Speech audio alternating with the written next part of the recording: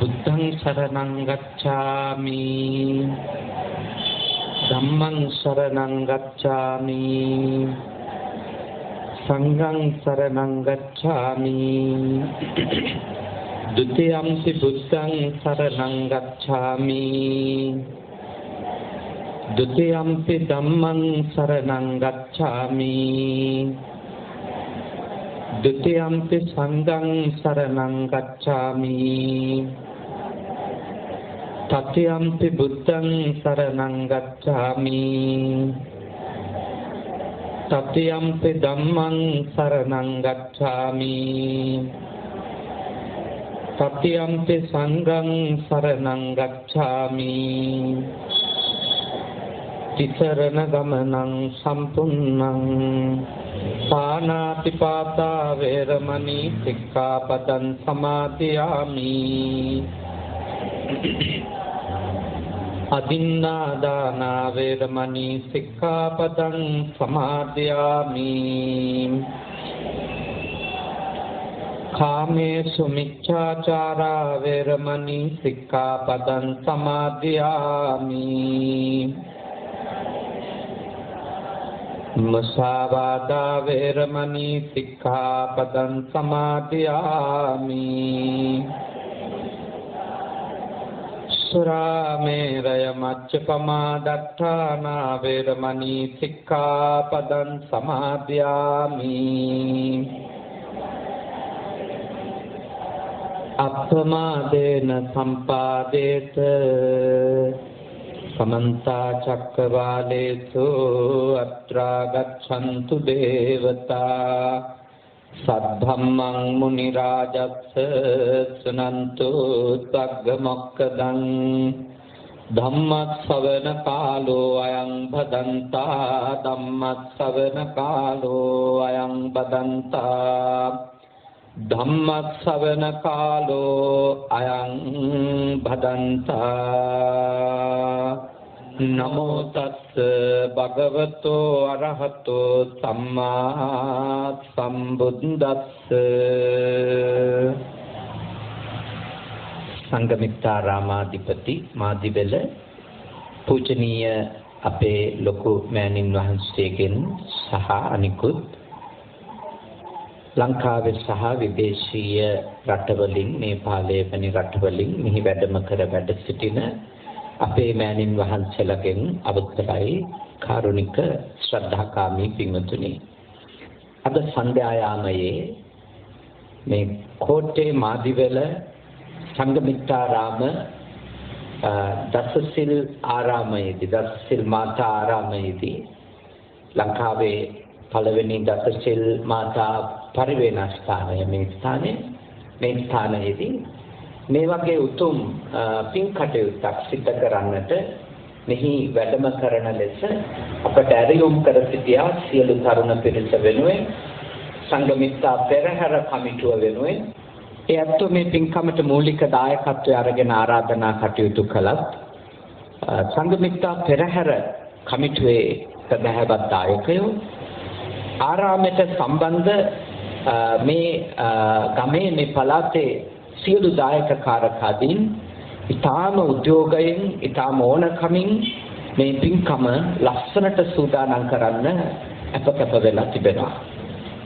විශේෂයෙන්ම බලාපොරොත්තු කීපයක් තිබෙනවා.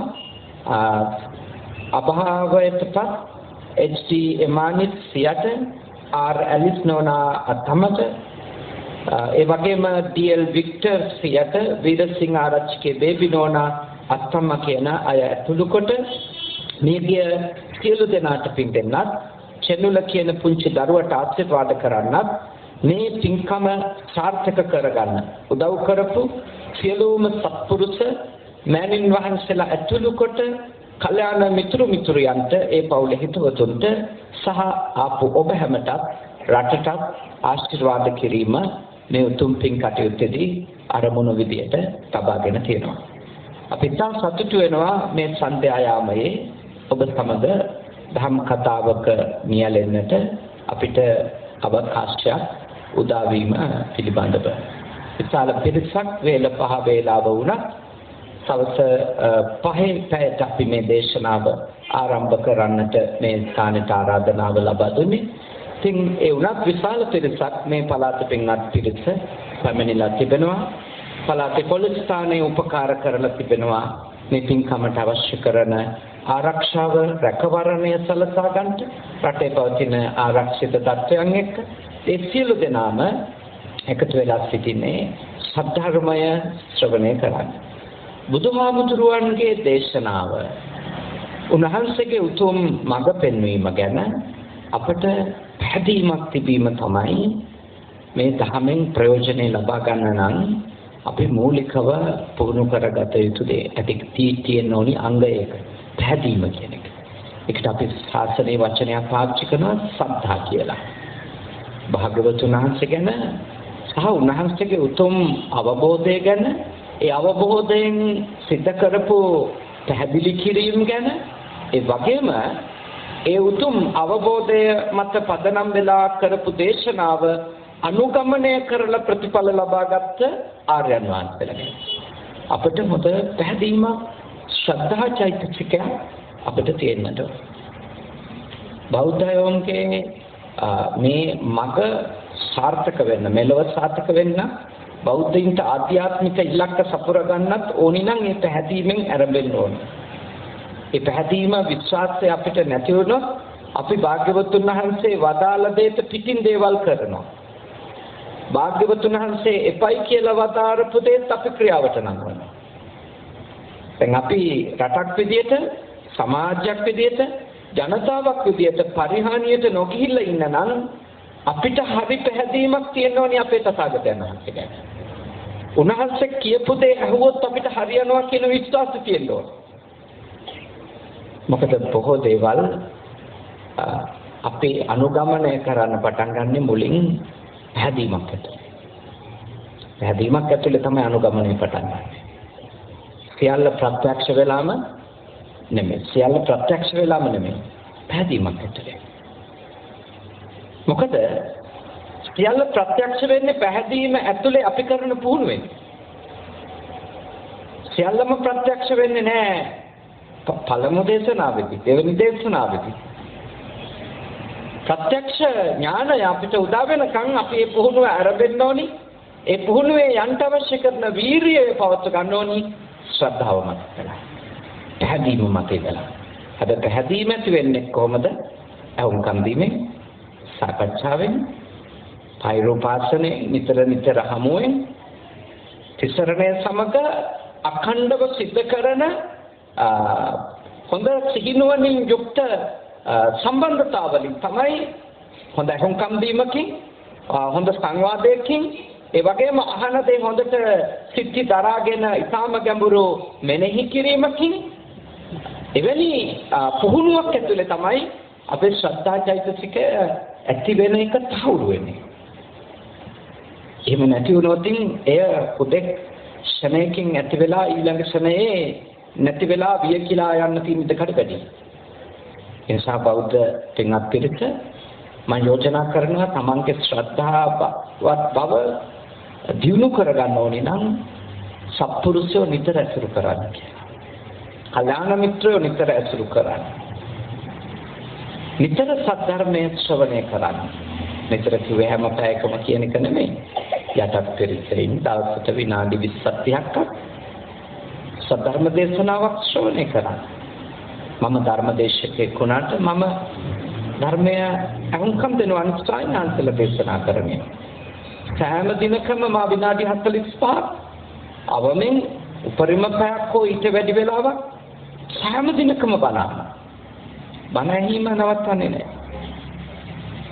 ඊළඟට අහන ධර්මය අපි නිතර හොඳට මතක් කරන්න ඕන. යෝනිසෝ මනසිකාරයෙන් සතියේ අපි කරුණු මෙනෙහි කරන්න ඕන. අපේ දවස ගත වෙන්න ඕනි ඒ ධර්ම කොටස නැවත අපිට විවේක ලැබෙන වෙලාවල මතක් කරගන්න.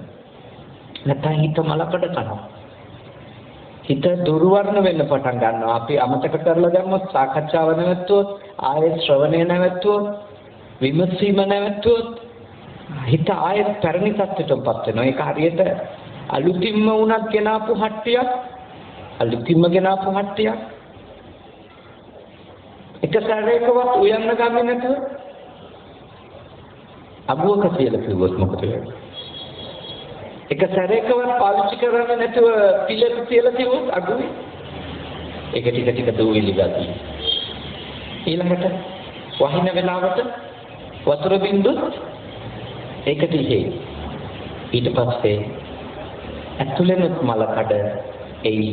එළියෙන් ආපු දූවිලි ආදී වතුර ජල වාෂ්ප ආදී දේවල් නිසා එළියෙන් ආපු හේතු වලිනුත් මල කඩ ගන්න. ටික දවසක් යනකොට අලුත් මහට්ටියක් වුණත් ඒක ප්‍රයෝජනවත් නැති.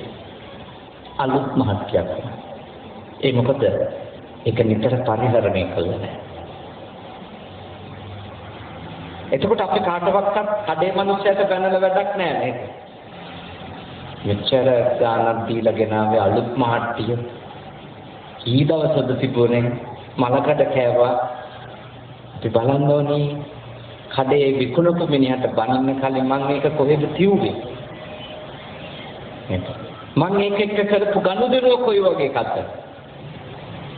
අන්න එතකොට ඔබට ඔබේ හිත ගැනත් ඒ විදිහටම තමයි තේරුම් ගන්න.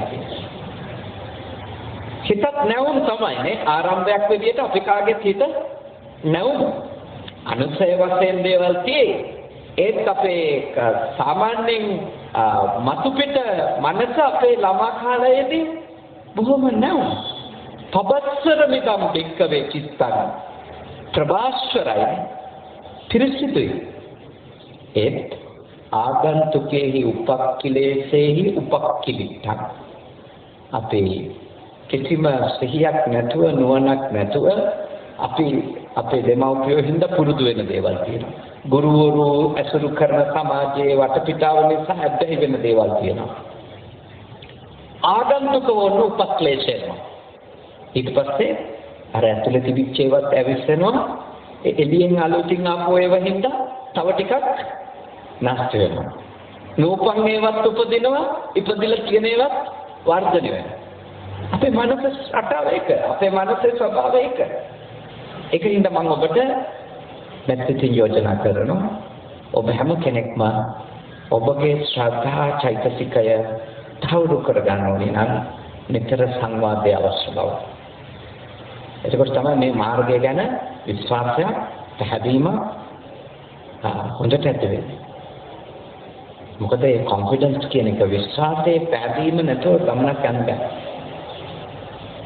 සාමාන්‍ය පුද්ගලික ජීවිතේ වුණත් සාමාන්‍ය අරමුණක් හරි ජය ගන්න අපිට අත්‍යවශ්‍යයි සෙල්ෆ් කොන්ෆිඩන්ස් කියන්නේ. අපි කරන දේ ගැන අපිට විශ්වාසයක් තියෙනවා. අපි කරන දේ ගැන අපිට හොඳ පැහැදීමක් තියෙනවා.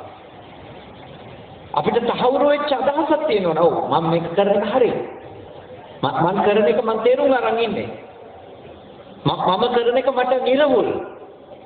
අපිට ඒ තියෙන පැහැදීම, ඒ තියෙන විශ්වාසය එතනින් යහට යන ශක්තිය දෙනවා.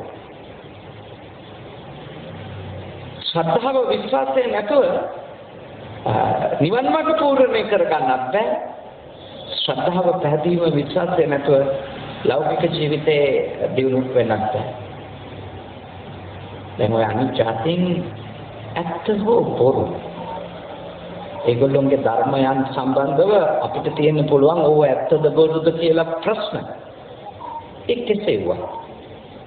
ඒගොල්ලෝ සාර්ථක වෙන ප්‍රධාන හේතුව තමයි ඒගොල්ලෝ තමන්ගේ ආගම හරියට විශ්වාස කරනවා. ඒගොල්ලෝගේ ආගම ඒගොල්ලෝ හරියට විශ්වාස කරනවා.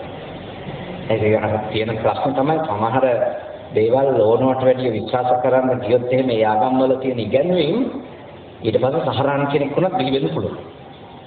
මොකද ඒ කුරානේ හරි බුකාරි වල හරි ඒගොල්ලෝ කියන විදියට මොකක් හරි ඒ පොතක තියෙන එකක් විශ්වාස කළානේ සහරාන් හැදෙන්නේ.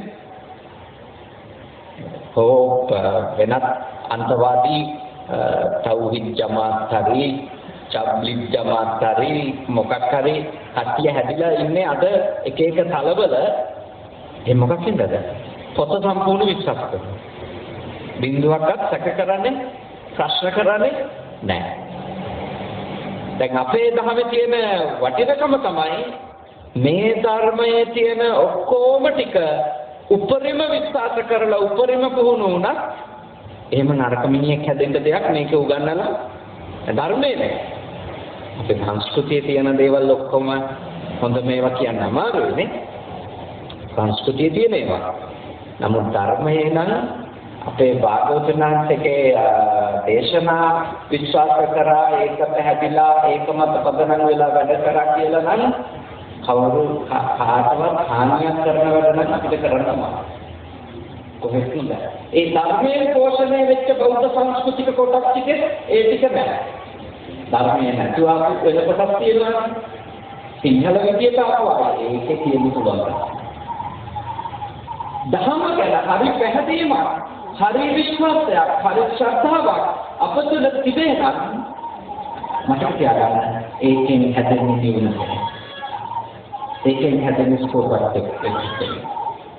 අතන ඉස්ලාම් වල උනත් සූෆි කියන කොටසක් නේ. ඒ සූෆි වගේ ආගමික නිකායන් වල ටිකක් ස්පිරිචුවල්.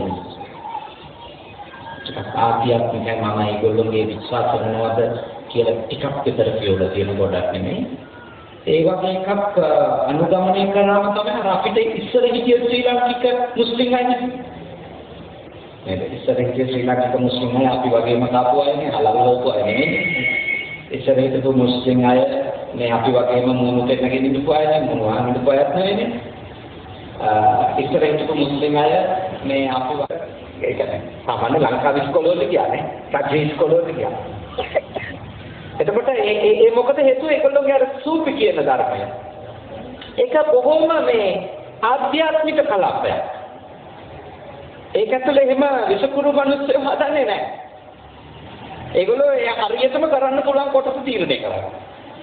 ඒ වගේ දෙයක් වුණ වෙනවනේ නැත්ත වශයෙන්ම කිසිම ප්‍රශ්නයක් නැතුව මුස්ලිම් සමාජයට මුළු ලෝකෙ පුරාම හොඳට ඉන්නවා.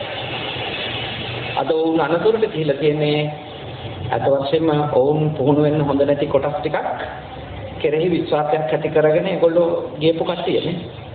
එහෙම පිටසක් ඉඳලා මුළු අර සූපි වැනි හොඳ අහිංසක ධර්මයක් අනුගමනය කරන අයත් අනතුරට කියලා. ඔක්කොම සැකකරුවෝ වෙලා ඔක්කොම අරුබුදකින් නේ. ඔක්කොම අරුබුදකින්. ඒක හොඳ නැහැ. අපි එහෙම හැම මිනිස්සයා දිහාම මම යෝජනා කරනවා සහරාණ කෙනෙක් දිහා බලන විදිහට ඔක්කොම මුස්ලිම් මිනිස්සු දිහා බලන්න එපා කියලා. ඒක වැරදි. එහෙම බැලුවොත් කවදාකවත් මේවට උත්තරයක් හොයන්න හම්බ වෙන්නේ නැහැ. හැම මුස්ලිම් කාන්තාවක්ම බෝම්බපත්තු කරන්න ආපු ෆාතිමා කෙනෙක් නෙවෙයි. ඒක මතක තියාගන්න. ඒකට ගියපු පිරිසක් ඉන්නවා. මේක අපිට හිතා ගන්න බැරි තරම් සංකීර්ණ තල පහක අයක තියෙනවා. අපේ උගන්වන්නේ භක්තිය නෙමෙයි. අපේ උගන්වන්නේ මොකක්ද? ශ්‍රද්ධාව. ශ්‍රද්ධාව. එකක භක්තිය කියන්නේ තව. භක්තියේදී ප්‍රශ්න කරන්නේ නැහැ. තියෙන එක එහෙම පිළිපදිනවා. ශ්‍රද්ධාවේදී පච්චත්තං වේදිතබ්බෝ නේද? ඒහි පස්තිකෝ ඕපනයිකෝ ඇවිල්ලා බලන්න ඕනි. ඇවිල්ලා බැලුවා තේනෙකමද ඇත්ත එක කියලා ප්‍රත්‍යක්ෂ වෙන්න ඕනි. එතකොට තමයි පැහැදිලි. දැන් අපේ ශ්‍රද්ධාව කියන එක බෞද්ධයෙක්ගේ භාගතුන් වහන්සේ ගැන ඇති වෙන්නේ ධර්මඥානය වැඩි වෙන තරමට. හොඳට බණ දහම් අහන තරමට භාග්‍යවතුන් වහන්සේගේ දේශනාව ගැන අපේ නුවණ වැඩි වෙනවනේ. නුවණ වැඩි වෙන තරමට පැහැදීම වැඩි වෙනවා. මොකද එහි අපිට ඕන තරම් ප්‍රශ්න අහන්න ඉඩ තියෙනවා. ඕන තරම්. විමසන්න පුළුවන්. අර වෙලා තියෙන්නේ දැන් ඒක ඒ අර බුදුදහමේ දීපු ඒ උදාර එක දැන් ආණ්ඩුවේ වචනෙන් කියනවා නම් අවභාවිතාවට ලක් වෙනවා. ඒ විමසන්න තියෙන එක ගොම් ප්‍රශ්න අහින්න ප්‍රයෝජනෙට අරගෙන පුහුණු වෙන්න තියෙන ටිකවත් පුහුණු වෙන්නේ. ඒක තමයි බෞද්ධයට වෙච්ච කරුමේ. පුහුණු වෙන්න තියෙන ටිකවත් පුහුණු වෙන්නේ නැතුව ඒක ගැන ප්‍රශ්න අහම ඉන්නවා. පුහුණු වෙන්න ඕනේ අපි. ප්‍රශ්න අහන්න ඕනේ, විමසන්න ඕනේ. විමසන්න ඕනේ නොකර ඉන්න නෙමෙයි තේරුම් ගන්න. තේරුම් ගන්න. තේරුම් අරගත්තොත් තේරුණු ටික පිළිපදින්න. එමරු ශ්‍රද්ධාවක අපිට කියන්නේ ඒකයි. ඒක ග්‍රහස්ත ජීවිතයටත් ඕනේ. ඒ කියන්නේ ඊතර ජීවිතෙත් ඔබ ශ්‍රද්ධා චෛතසිකේ එකිනෙකා ගැන දියුණු කරගන්නම අවශ්‍යයි. නැත්නම් අපිට දියුණු වෙන්න බෑ. තුනුරුවන් ගැන නිවන් මඟ පූර්ණේ කරන්ට ශ්‍රද්ධාව දියුණු කරගන්න ඕනි වගේමයි ගෘහස්ථයෝ වෙච්ච ඔබට එකිනෙකා පිළිබඳව සමාන ආධ්‍යාත්මික පැහැදීමක් තියෙන්න ඕනි. බිරිඳට, සැමියාට, දරුවන්ට, දෙමව්පියන්ට එකිනෙකා ගැන හොඳ ශ්‍රද්ධාවක් තියෙනවා. ඒ ශ්‍රද්ධාව ඇති වෙන්නේ කොහොමද? සාකච්ඡාවෙන්. අහුම්කම් දීමෙන්. හමු වෙන්න වෙලාව හදා ගැනීමෙන්. අපේ ගෙවල් වල සැක වැඩි වෙලා දැන්. බෞද්ධයන්ගේ ගෙවල් වල සැක වැඩි නේද? ඒ හින්දාම බෞද්ධයන්ගේ ගෙවල් වල හොර සහ කපටිකනුත් වැඩිද නැද්ද? වැඩි. ගොඩාක් අම්මලා දාපු සීට්ටු ගානවත් තාත්තා දන්නේ දන්නවත් සීට්ටු කීයක් ගාලාද කියලාවත් දන්නේ නැහැ. සමිති කීයකින් අය අරන් තියෙදි කියලා තාත්තා ළමයි කවුරුත් දන්නේ. අම්මා විතරමයි දන්නේ.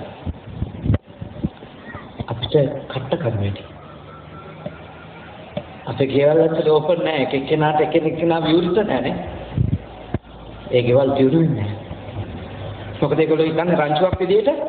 මේ ඒගොල්ලන්ට අර සංඝ සමූහය කියන අපි රංචුවක්, අපි ටීම් එකක්, අපි සමූහයක් කියන අපි කණ්ඩායමක් කියන හැඟීම ගේ ඇතුලේ නැති වෙමින් තියෙනවා සිංහල බෞද්ධ අයගේ.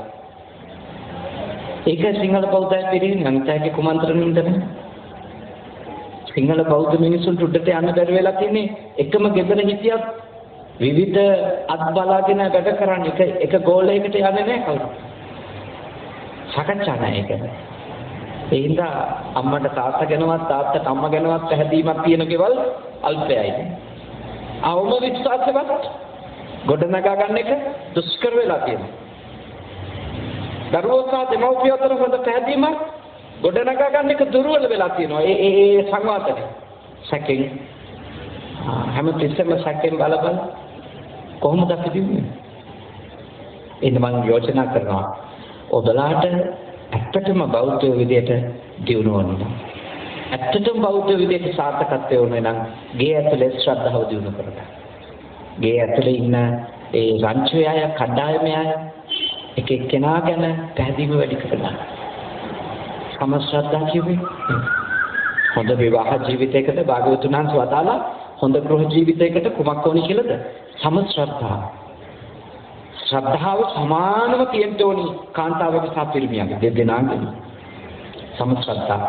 ඒ ශ්‍රද්ධා චෛතසිකය හොඳට බිහි කරගන්න, ඇති කරගන්න, පුහුණු කරගන්න බැරි වුණොත් භාග්‍යවතුන් වහන්සේ වදාලා එතන කඩන් වැටෙන්න පටන් ගන්නවා. එතන දියුණු වෙන්නේ නැහැ. එතන පරිහානියට යන්න පටන් ගන්නවා. මොකද අම්මා තාත්තට එකිනෙකා ගැන ශ්‍රද්ධාව නැති වුණා කියන්නේ ඒ දෙන්න අනිවාර්යයෙන්ම දරුවෝ ඉස්සරහම එකිනෙකාව විවේචනය කර ගැනීම ආරම්භනවද නැත්ද? ආරම්භනවා. එතකොට දරුවන්ට තාත්තා ගැන තිබිච්ච ගරුත්වය විනාශ වෙනවා. අම්මා ගැන තියෙන ගරුත්වය විනාශ වෙනවා. මොකද එකිනෙකා ගාව චෝදනා කරගන්නවා. නිඳා කරගන්නවා. අවමන් කරගන්නවා. මොකද ශ්‍රද්ධාවක් නැහැ කියන්නේ ගෞරවයකුත් නැහැ කියන එකනේ. ශ්‍රද්ධාවත් එක්කනේ ගෞරවය කියන එක උපදින්නේ. ශ්‍රද්ධාව බිඳ වැටිච්ච තැන ගෞරවය කියන එක ඊටාම ඉක්මනින් නැති වෙලා යනවා. ඊටාම ඉක්මනින්. ඒකින්ද ඔබලාගේ දියුණුවට තියෙන ඒ හානි අඳුරගන්න. ඒ බාධක අඳුනගන්න. ගෙවල් වල හොඳ විශ්වාසය පැහැදීමක් ගෙවල් වල එකිනෙකාට ඕනේ. ඒක ඇති වෙනකම් පතන්න එපා. අපේ ගෙදර විශ්වාසයේ ගොඩ නැගේවා කීකේ බෝධියට වැන්දට විශ්වාසය එන්නේ නැහැ. විශ්වාසය ඇති වෙන විදියට කතා කරන්න. විශ්වාසය ඇති වෙන විදියට තීන්දුව ගන්න. විශ්වාසය තාවුරු වෙන විදියට වැඩ කරන්න. නැතුව විශ්වාසය කියන එක අපි අතර ගොඩ නැගේවා කියලා බෝධිය වටේ පැන්කල 500ක් දැම්මත් විශ්වාසය හැදෙන්නේ නැහැ. අපි කරන වැඩවල විනිවිද භාවය නැත්තම් අපේ හැසිරීම් වල අපේ චර්යාවන්හි අවංක භාවය තහවුරු වෙලා නැත්තම් ඒ අවංක භාවය තහවුරු කර ගන්න ඕනේ අපගේ චර්යා ධර්මයන් නේ. මම යෝජනා කරන ඔබලාට දියුණු වෙන්න ඕනේ. නැති වුණොත් සිංහල බෞද්ධ මිනිස්සු ලංකාව ඇතුලේ නැස්ත වෙලා යනවා. හැබැයි ඒ දියුණුව එන්නේ ආකාශයෙන් නෙමෙයි. ඒ දියුණුව කියන්නේ වෙන කවුරුහරි අදෘශ්‍යමාන කෙනෙක් දෙන එක නෙමෙයි. ඒක අපි අපව වෙනස් කර ගැනීමෙන් උපදවාගත්ත එකක්. ඒකට අපේ ගෘහයන්හි වෙසෙන අය ගාව සද්ධා බීජං, ශ්‍රද්ධාවේ බීජය, විශ්වාසයේ බීජය, පැහැදීමේ බීජය වපුර ගන්න. පැහැදීම නැත්තම් පැහැදීම ඇති වෙනකන් සාකච්ඡාවක අහමින් අනිත් එක්කෙනාට කතා කරන්න ඉඩ දෙන්න ඕනේ. ඉඩ දෙන්න ඕනේ. කතා කරන එක නොරුස්ස ඉන්නේ නැතුව සංයමයේ අහුම්කම් දෙන්න. එතකොට අනිකව තේරෙනවා. දරුවෝ එක්ක හරි මම යෝජනා කරන්නේ තරඟයට ළමයි අතන මෙතන ඇදම් දිවීම වෙනුවට ළමයිව තේරුම් ගන්න නම් ළමයි එක්ක ඔබ කතා කරන්නම ඕනි. එතකොට ළමයින්ට මහා වගකීම් සාගත බවක් එන්න ඒක හේතුවක් වෙනවද නැද්ද? හේතුවක් වෙනවා. ඒගොල්ලන්ට ඊට පස්සේ වගකීම් සාගත බවක් දැනෙනවනේ. අද හැමදාම අම්මා කතා කරනවා මම එක්ක. තාත්තා එක්ක තමයි කෑම කන්න වෙන්නේ. මුණ ගැහෙනවා. ඒ කියන්නේ ඒ සංවාදයේ ගේ ඇතුලේ නිතර සිද්ධ වෙනවා කියන එක ආවොත් ඔබ ගැන ඇති වෙන පැහැදීම වර්ධනය වෙනවා විතරක් නෙමෙයි. මතක තියාගන්න ඔබගේ ගාව වගකීම් සාගත වෙන්න ඕනි කියන එකත් ළමයින්ගේ ඔළුවට ඉබේම යනවා. මොකද තාත්තා මාත් එක්ක කතා කරන්න බලන්නවා. අම්මට මට මුණ දෙන්න වෙනවා. ඒක හදාගන්න කරුණා කරලා. නැතුව මේ ඔක්කොම එළියේ ප්‍රශ්න ලෙස ගත්තොත් අපි හැමදාම එළියම අනිත් පැත්ත හරවන්න බල ඉඳීනේ. දැන් මේ කාලේ මුළු ලංකාවෙම අය හිතන්නේ දැන් අපිට තියෙන සියලු ප්‍රශ්න සියලු රෝග නිවාරණය කරන්න පුළුවන් ජනාධිපති කෙනෙක් හදාගමු. දැන් ඔය කලින් හදාගත්තු උණුත් හදාගත්තේ එහෙම හිතලා නේද? එහෙමනේ හදාගත්තේ. හදාගත්තට පස්සේ හදාගෙන සති දෙකක් යන්න කලින් මේ මිනිහට විරුද්ධව පෙළපාලිම යනවා. මොකද හේතුව? එළියට උත්තරේ හොයලා දෙන්න බාර දුන්නොත් ඊළඟ ජනාධිපති හදාගත්තත් වෙන්නේ ඕකද නැත්? ඕකම තමයි. මාස දෙකක් යන්න කලින් වැඩිපුරම ලංකාවේ බැනුම් අහන මනුස්සයා බවට මනුස්සයපත් වෙනවා. යෝජනා කරනවා. පුරවැසියන් වන අප, රටවැසියන් වන අප අවිනයෙන් යුක්ත නම්, දර්ශනයක් නැත්තම්, නුවණක් නැත්තම්, අපි කරන දේ ගැන අපි දැනුවත් නැත්තම් අපිට හොඳ පාලකයෝ හැදෙන්න විදියක් නැහැ. කීයටවත් වෙන්නේ නැහැ. අපි ඔය රාජා බවතු ධම්මිකෝ කිව්වට එහෙම ධම්මිකෝ වෙන්නේ නැහැ. ධම්මිකෝ තමයි අන්තිමට. ඒක තේරුම් ගන්න. ඒක හොඳට අවබෝධ කරගන්න. අපි නිකම් පැතුම් වලින් විතරක් ප්‍රශ්නේ විසඳෙයි කියලා හිතුවොත් අපි හැමදාම ප්‍රාර්ථනා කරයිනේ. හොඳ රජෙක් පහළ වෙනවා. එයා කොහේ හරි ඉඳලා එනවා අපිට නේ. එක්කෝ අපි අතරින් හිතා ගන්න බැරි මහා අద్భుත මිනිස්සෙක් විශ්වකර්මයෙක් වගේ කෙනෙක් රජෙක් පහළ ඒකට කියන්නේ දියුස්සෙන්නේ. අපි අපේ ගැලවුම් කාර්යය පහළ වෙනවා. පහළ වෙලා අපි ගලව ගන්නවා. මොන්න තරම් මිත්‍යා දෘෂ්ටිකද අපි වෙනස් නොවි ලෝකෙ වෙනස් වෙයි කියලා හිතන අපි අපේ හිත හදා ගන්න නැතුව ගෙවල් දියුණු වෙයි කියලා හිතන අපේ ජීවිතවල තියෙන අයහපත් දේවල් අතහැරගන්නේ නැතුව අපේ ජීවිතවල යහපත් චර්යා ධර්ම පුහුණු කරගන්නේ නැතුව අපේ විනය හදාගන්නේ නැතුව අපේ ආකල්ප සම්පත්තිය වර්ධනය කරගන්නේ නැතුව අපි උඩට ඒ කියලා හිතනවා නම් අතක තියාගන්න ඒක තවත් මුලාවක් විතරයි. අපි දුවලා හති වැටෙන මේක කියලා. ඒ වෙනුවට මම යෝජනා කරනවා දැහැමි පාලකයෝ හැදෙයි දැහැමි මිනිස්සු ඉන්නවා.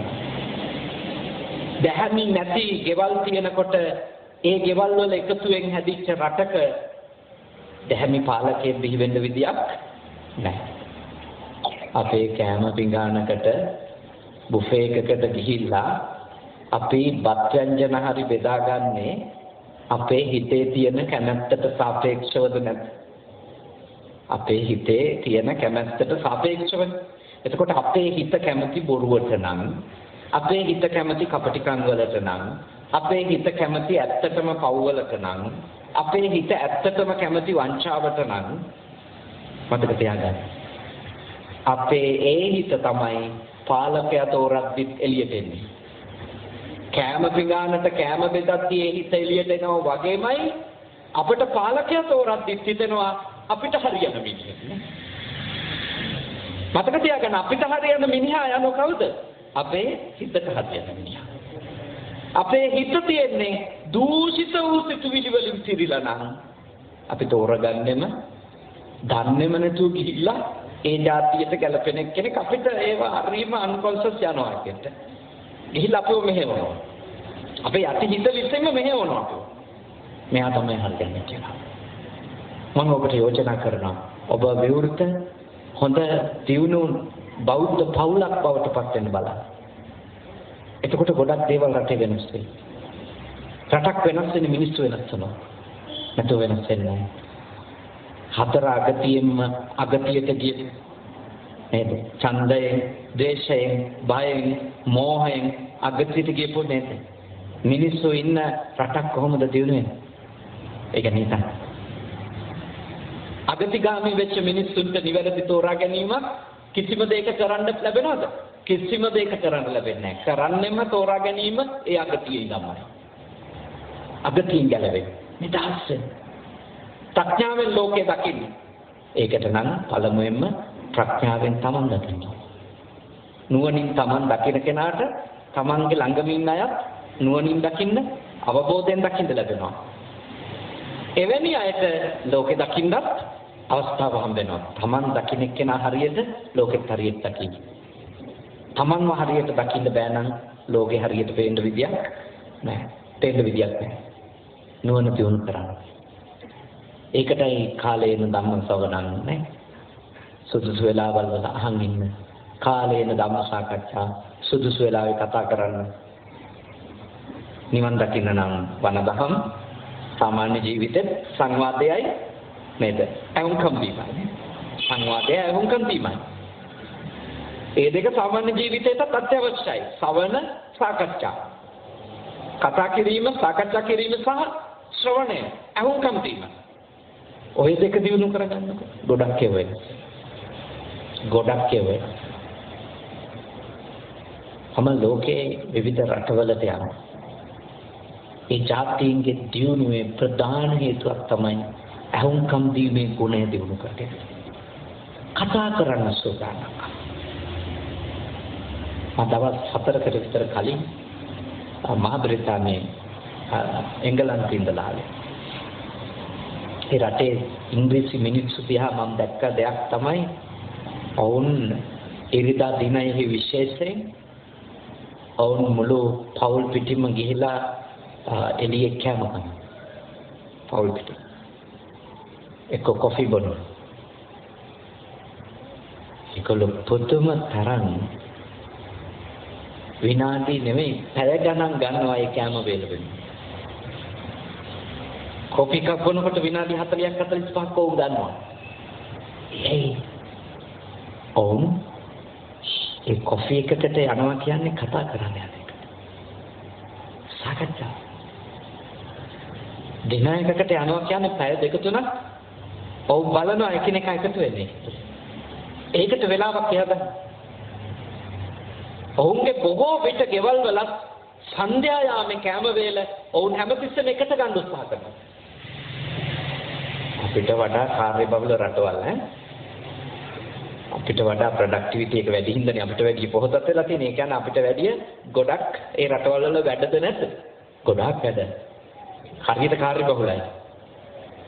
ලෝකේ රටවල් වල. නමුත් ඒ මිනිස්සු දින ගන්න රැයට කැම කන්න ඔවුන් පුළුවන් උපරිම උත්සාහ කරනවා හැමෝම රැ කැම කන වෙලාවට ගෙදර එන්න. හැමෝම විශේෂයෙන් ආමාරාත වෙනකොට උන් ඇවිල්ලා. හැමෝම. එතනදී ගොඩක් වෙනස්කම් වෙනවා. දවසේ ආවේග පාලනය කරගන්න. ඒ බෙදා හදා ගන්න. දවසේ දැනෙන අසහන, තනිකම්, වේදනාව, බැනුම් ආපුව, ප්‍රශංසා ලැබපුව, ඒ හැමදේම බෙදා හදා ගන්න ගණක් ඇත.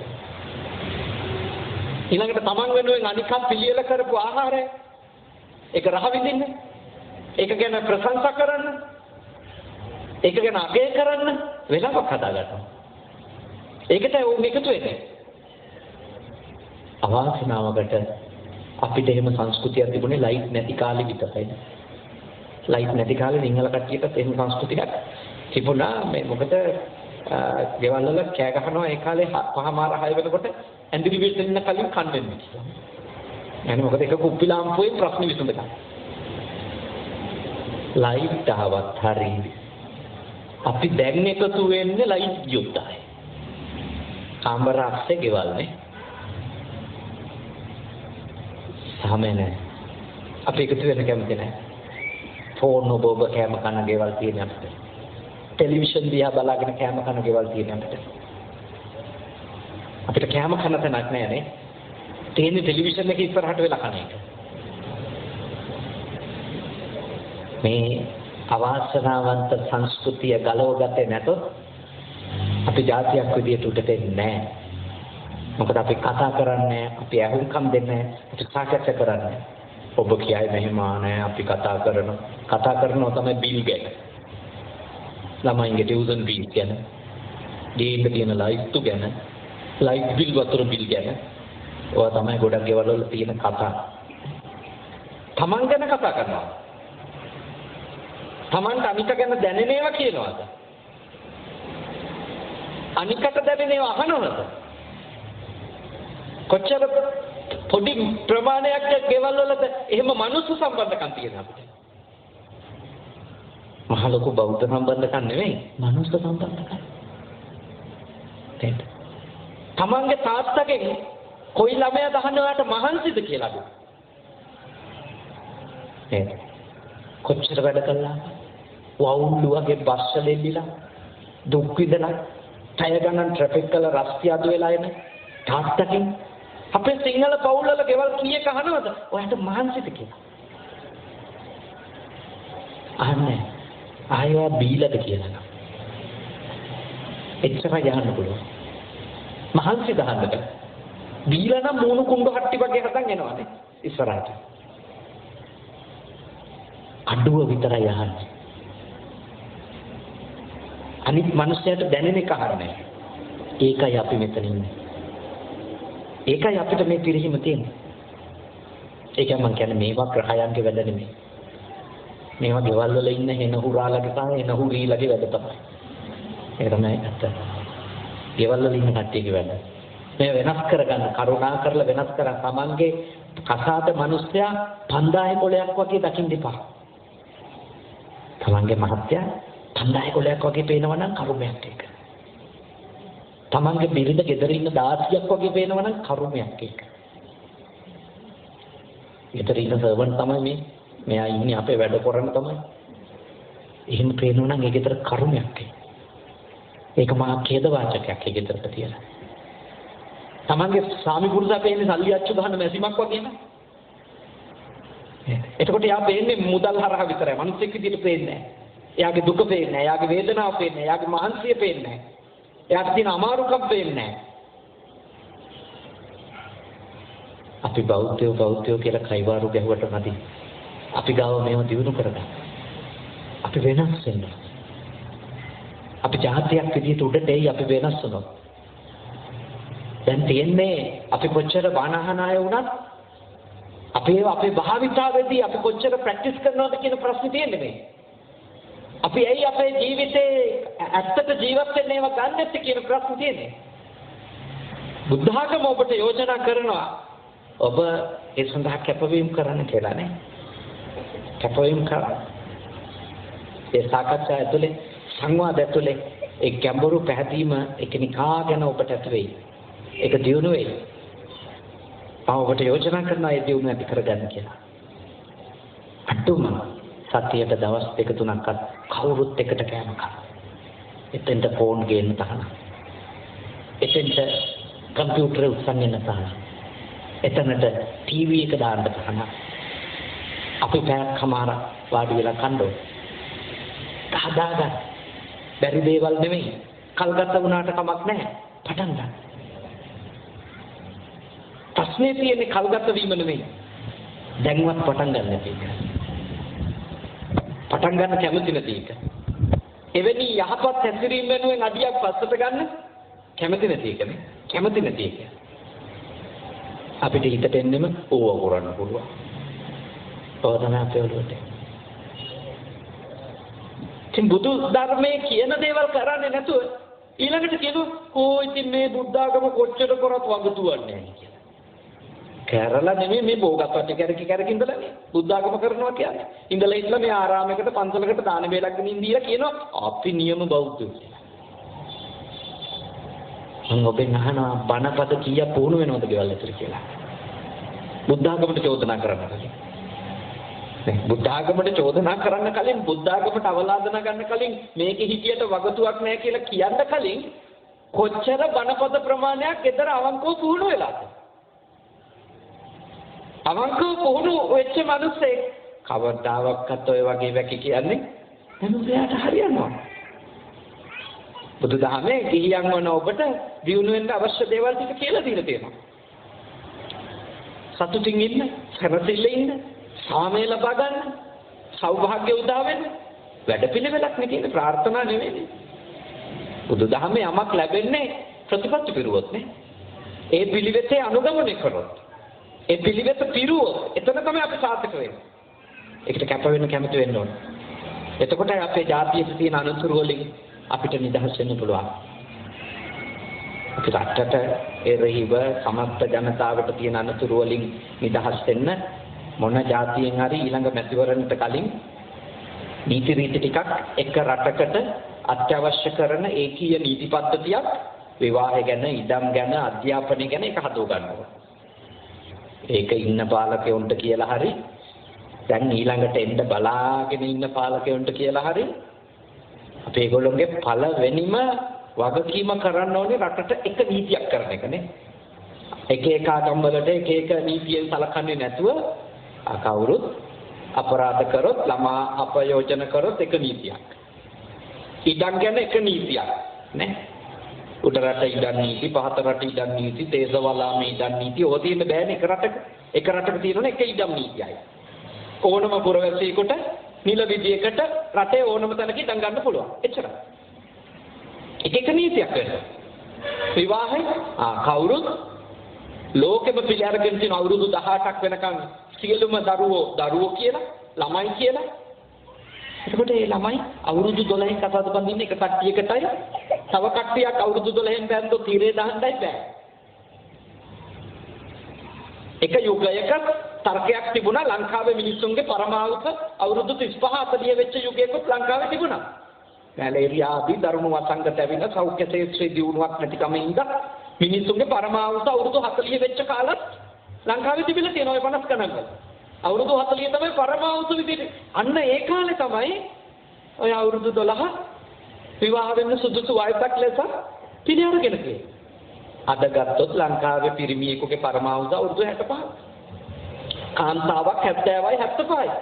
ඉතින් දැන් මොකටද අවුරුදු 12න් කතාවද? දැන් සෞඛ්‍ය ශාස්ත්‍රයේදී උනුයි ආසියාවේ අත වශයෙන්ම කිව්වොත් මොනවා වුණා දියුණුම සෞඛ්‍ය ශාස්ත්‍රයේ තියෙන ලංකාවේ ඒක මේ අපේ තථාගත ධර්මෙත් එක්ක ලැබිච්ච ආලෝකයකට ලැබිලා තියෙනවා. ඉන්දපු රජයන් සහ වර්තමානයේ කාගෙත් හොඳ දායකත්වයන් ලැබිලා තියෙනවා ඒකට. මේ අවුරුදු ගානක හොඳ සෞඛ්‍ය ශාස්ත්‍රයක් තියෙනවා. ඒකින්ද අපේ ආව අපේක්ෂාව වැඩි වෙලාද නැද්ද? වැඩි වෙලා තියෙනවා. එහෙනම් මොකටද ළමයි කතාවද බද්දා? ළමයි කතාවද බඳින්න බෑ. සියලු දෙනාම කතාවද බඳින්න එක නීතියක් තියෙනවා. සිංහල අයටයි, දෙමළ අයටයි, මුස්ලිම් අයටයි ඔක්කොම ඒව හදාගමු මේ රටේ ආරක්ෂාව. හැබැයි මතක තියාගන්න. අපේ ගෙවල් ඔය නීති හදාගත්ත කියලා දිනු වෙන්නේ නැහැ. දිනු වෙන්නේ.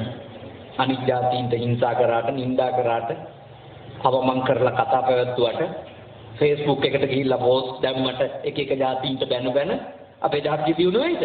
නෑ අපේ ජාතිය දිනු වෙන්නේ නැහැ. ඒව දකින්න අපේ ජාතිය තව ටිකක් පිරිහෙනවා. රටට ඒකේ නීතියක් අවශ්‍ය වුණත් අපේ දුර්වලකම් අපි හදාගන්නේ නැති තාක්කල් අපි જાතියක් විදිහට උඩ දෙන්නේ නැහැ. ඒකට ඕන පළවෙනි එක තමයි මොකද්ද? ශ්‍රද්ධාව. ශ්‍රද්ධාව. ගේ ඇතුලේ විශ්වාසය හැදෙන්න. ගේ ඇතුලේ පැහැදීම හැදෙන්න. නිවන් මාර්ග ගැනත් අපිට පැහැදීමක් තියෙන්න ඕනේ.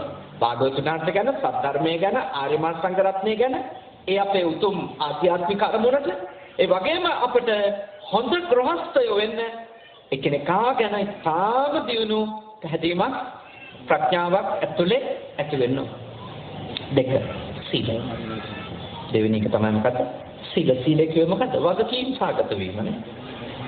දැන් නිවන් මාර්ග පිළිබඳව ශ්‍රවණය කරන කෙනෙකුට අහන්න ලැබෙනවා මේවා කුසල්, මේවා අකුසල්. මෙන්න මේ තමයි පින, මේ තමයි පව, මේ තමයි දුක, මේ තමයි දුකට හේතුව, මේ තමයි දුකින් මිදීම, මේ තමයි දුකින් නිදහස් වෙන්න තියෙන මිදෙන්න තියෙන මඟ. ඔන්නෝම අහන ටිකටනේ පහදින ශ්‍රද්ධාව උපදින්නේ. සම්මා දිට්ඨිය ඇති වෙලා පැහැදීමක් අපිට ඇති වෙනවා. ඊළඟට අප දෙවෙනි අංගය වෙන්නේ මොකක්ද? ඒ දේශනාව ඇතුලේ පැහැදීමෙන් ඇති කරගත්තු අපිට තියෙනවා අදහසක්.